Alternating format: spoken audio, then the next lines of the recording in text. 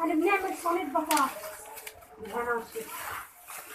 على ذكر البطاطس، تعرفي ان انا نفسي نروح السوق مره وما نسمعش الجمله اللي انا بسمعها كل يوم سوق. دايما نلاقي الستات واقفين عند بياع البطاطس وبيسالوه هي دي بطاطس تحمير يا عم؟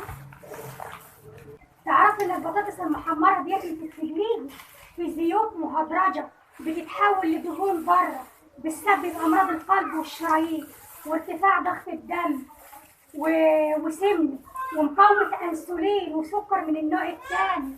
وكمان بيبقى فيها ماده الكريلاميد اللي بتسبب سرطان. وكمان بتصيب الاطفال بالزهايمر. بتلاقي الطفل شاقي في الحياه ولكنه غبي في الدراسه ومش بيستوعب الدراسه كويس، وبيبقى عنده تنميل في الاطراف وبيصاب بالغباء وبالزهايمر وهو لسه في سن صغير.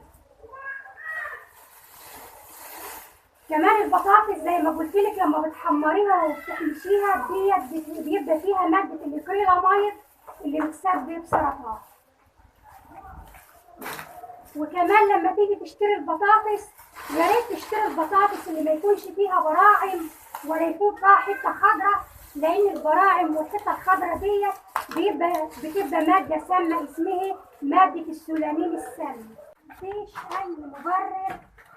مفيش اي مبرر لتحمير البطاطس. ماشي؟ يعني مفيش اي مبرر لتحمير البطاطس. مش بس البطاطس، حاجات كتير.